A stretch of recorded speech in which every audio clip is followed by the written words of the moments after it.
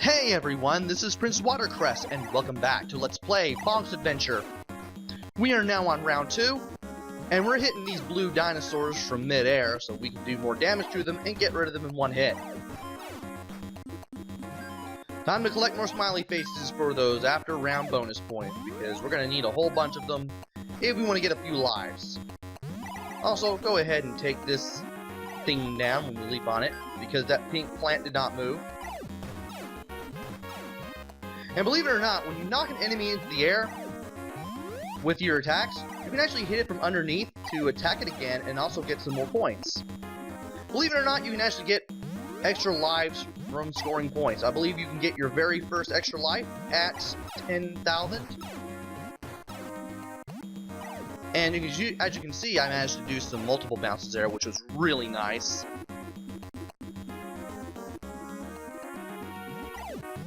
And finally, we reach a yellow plant, so I can go up there and replenish some of the health that I lost along the way. You can take a lot of hits as Bonk, which was really interesting. As Bonk, he's the only playable character in the game. But, well, anyway, you can take a lot of damage. And I forgot to mention that when you're angry, like either the light brown or the dark brown, if you headbutt the ground, all the enemies will turn gray and you can freeze them. Also, there's a doorway there that we can enter. And that actually took us to a bonus stage where we leap into the air with the help of these plants and try to grab as many fruits and vegetables as we can.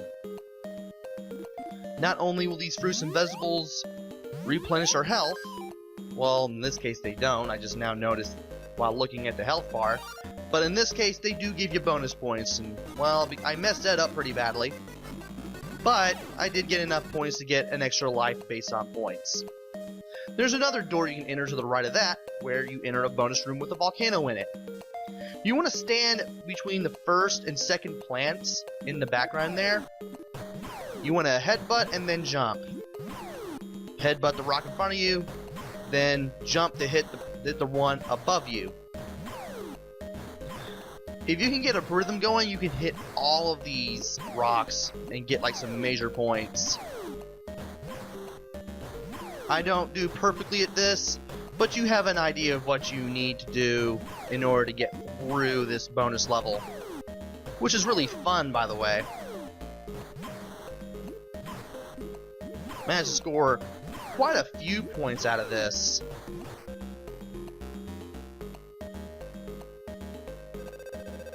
I believe you get 50 points for every rock that you hit, so we got 2,600 points out of that. Out of 52 rocks hit. Now, none of these doors you can enter. That, we won't be able to enter another one until we reach near the end of the stage. By the way, whenever I entered a bonus area while invincible, the invincibility restarts when I come back to the stage proper. Really useful. Now there's one more place that I want to go, and it leads to another bonus stage. And I took some really dumb damage there, but oh well. But I did get a big piece of meat, so I'm invincible again. And we should be reaching that final bonus area before we know it, and it should be in here. Yes, it is. For this one, you're going to have to do the mid-air spin a whole bunch of times. I'm pretty sure that the more spins you do, the more points you get. But if you land on your head, you earn nothing. You have to land on your feet if you want to get bonus points.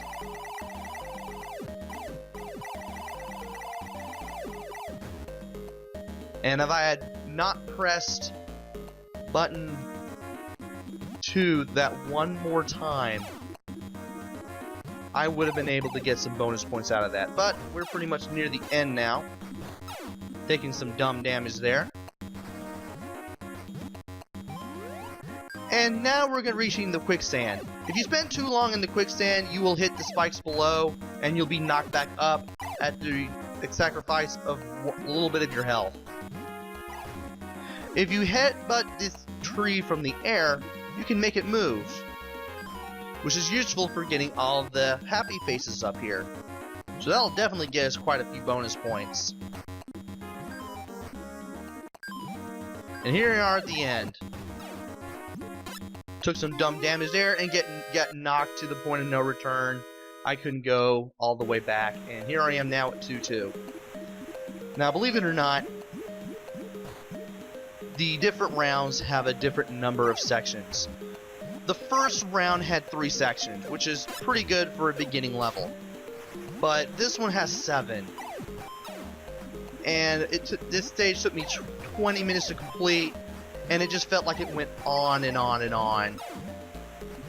Section 2 takes place at this waterfall.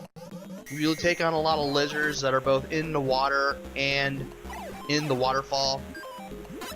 You'll also be dealing with a lot of dragonflies, which are very hard to deal with. And that little compy that little Compsognathus or whatever it is it's called, that popped out of that plant there, kept me from getting that big meat. I did not even know he's going to show up. Pretty hard to hit, mostly because that compy is pretty fast. There's a little bit of health. I want to get that little bit of meat. Couldn't do it because that dragonfly hit me. And I suggest going underwater when you reach this huge wall, because the enemies will be easier to deal with. Also, the enemies in the waterfall, you can hit by leaping straight into them from directly underneath. And if you leap up the waterfall, you can grab onto it and press the jump button repeatedly to climb up the waterfall a little bit. You can also walk on the waterfall, but you want to be sure to keep jumping too, because if you don't jump every couple of seconds, you will fall down the waterfall and you'll be sent into the water below.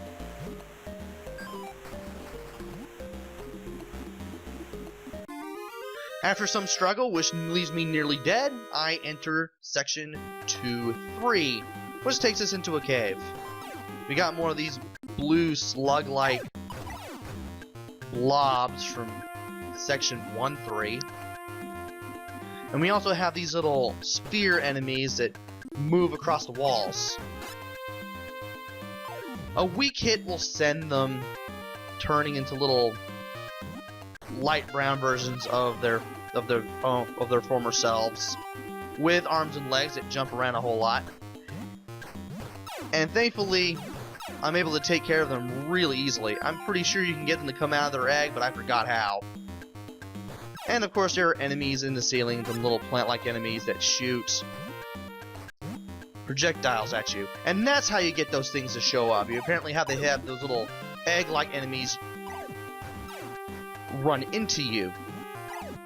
When you reach the bottom of the stage, you want to make sure not to hit the green ooze there, because that makes the screen flash red.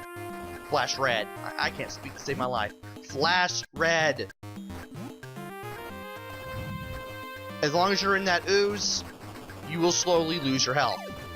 By the way, I actually had my first death earlier in the video, and when a death happens, you don't die, fall to the bottom of the screen, and then get respawn at the last checkpoint. You just fall down, roll back a bit, and then you foam at the mouth before you go to sleep. When that happens, when Bonk goes to sleep, you want to press the run button to get back up. This costs you one of your lives because, well, you died. But it's a really weird thing, especially for 1990, and it's still something you don't see today. Usually either you die and get respawned at a checkpoint or the beginning, or you get respawned where you died. And this one kinda sorta combines the two. Anyway, we are now in section 4. You can easily attack the mother pterodactyl as well as its babies with some headbutts. And when you get to this quicksand bog, just use your spin attack, your little spin function, to extend your jump from plant to plant. Some of them have like those little tiny Compsognathus dinosaurs inside, and those things are pretty hard to hit because they're so fast. And believe it or not, in case you can't jump onto the tree, you can always leap onto the branches first and then leap your way to the top from there.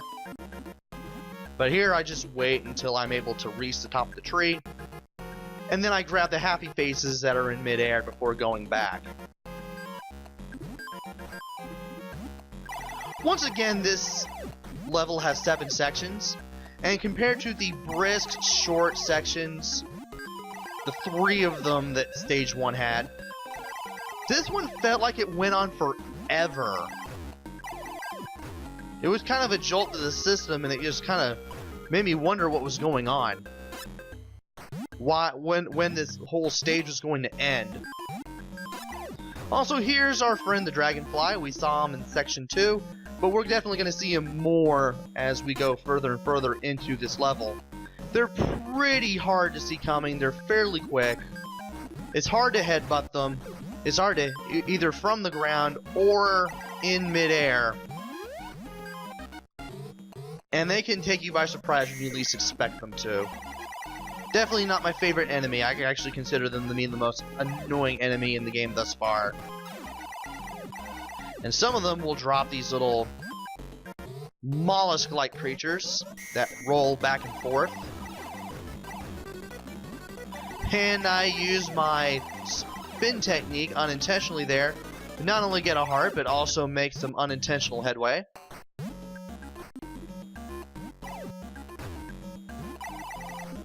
As you can see, it's really hard to attack a dragonfly in this game. But we're finally at the end of this section, at last. And now it's time for Section 2.5, which takes place in a dark forest. Grab the green part of the vine to start swinging, and you want to jump as you're swinging forward, so that way you jump forward. If you jump while it's swinging back, you will jump backwards. Pretty easy to figure out once you know what you're doing. Also, there's a lot of enemies around here. Frogs, what look like flying frogs, the dragonflies that come at you again. I rush through the stage and it kind of shows. I take a lot of damage through here. And I run into enemies when I don't want to either, which is also kind of sad in its own right. And that brown water there, that brown swamp water, you definitely don't want to be in it because it will slowly sap your health away. And you want to use the blue parts, these little blue platforms that make up the dinosaur we just saw, as platforms to get from one side of the swamp to the other. The dinosaur heads will shoot water upwards, which you can use to grab some power-ups, usually health power-ups.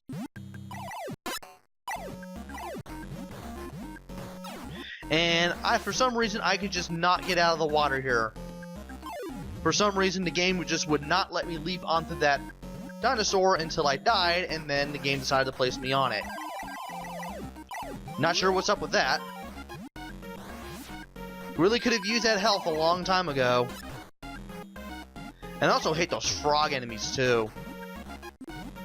They jump upwards and then they glide to the right like that. It's really annoying to deal with. They can be in your way very, very easily. And I go back to take care of this enemy and grab a smiley face, and lo and behold, the mosquitoes we've been seeing all stage so far, well, one of them shows back up. They're the easiest enemy in this little area to deal with. But I just didn't feel like fighting it, and I just jumped over it because I didn't want to lose any more health than I already have. Now it's time for Section 2.6, where we do some tree climbing. When you grab onto the tree branches with your teeth, much like you do with a tall platform, you can press left or right to switch from one side of the tree to the other. This will be useful in making your way through this section.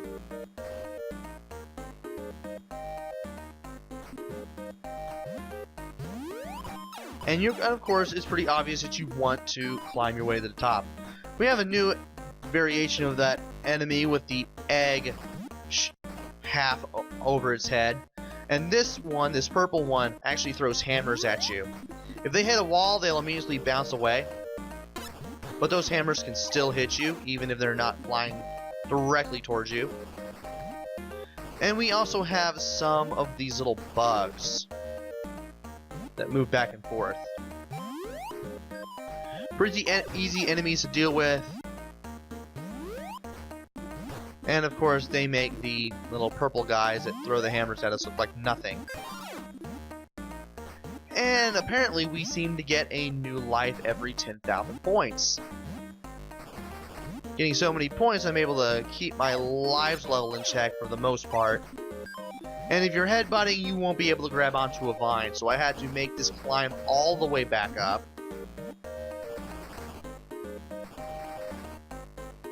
And get up here. Take care of this guy. Take out this dragonfly from underneath, so that way he flies away.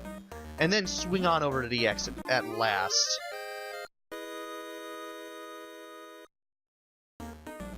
Now it's time for 2-7, where we're bouncing on clouds. Thankfully, there are no pits here. We do deal with some grasshoppers. Their jumping may take you by surprise, but in actuality, it's really easy to anticipate once you know what to do. You also have all these birds that try to dive bomb you. The pink ones actually carry better power-ups, such as a giant heart that completely refills all your health, as well as big pieces of meat, which will make you instantly invincible as soon as you grab them. If you need some health, and you don't want to fight off any enemies, be sure to go to the bottom. You'll find some bananas and other fruits underneath the platforms that make up the tree leaves. In the tops of these trees.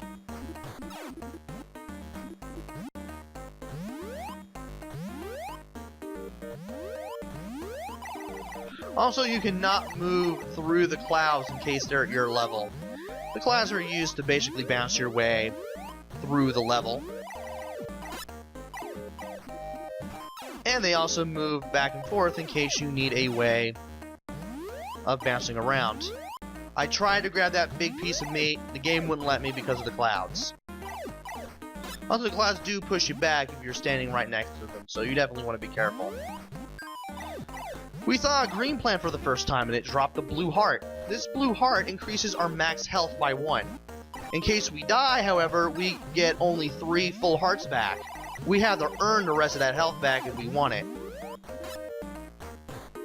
And by somehow grabbing that little plant that's in the air right there, we were able to create a pink plant that's on the ground, which gave us an extra life. So we now have 3 lives again, and I couldn't be happier. But now we've reached the boss segment.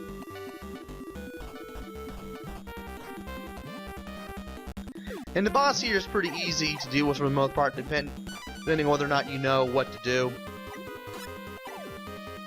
You want to headbutt the helmets of these 2 guys in the air. Not sure if that's a male or a female boss, I can't really tell. But when you start fighting this boss, he or she usually splits into 2. And you have to attack the real one. If you attack the real one, they both disappear and they appear upside down on the ceiling again. If you attack the fake one, you're going to have to attack the real one before you can get a real hit in. Once you fight off the clones, you'll fight the real boss for real. The boss will start jumping around, throwing these green shurikens at you. Thankfully, the shurikens are destroyable. And you can destroy the helmet with a few airborne headbutts. And after a while, you start the third phase of the boss, where the boss teleports in and out and throws green shurikens. You want to stand on one of the lower platforms, and when the boss is right next to you, you want to headbutt the boss in the head. You want to use an aerial headbutt because the ground headbutt will not work. After a few more hits,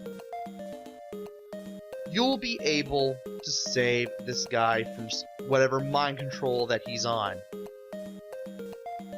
Again, I'm not sure if this boss are male or female. I just recently started playing the game.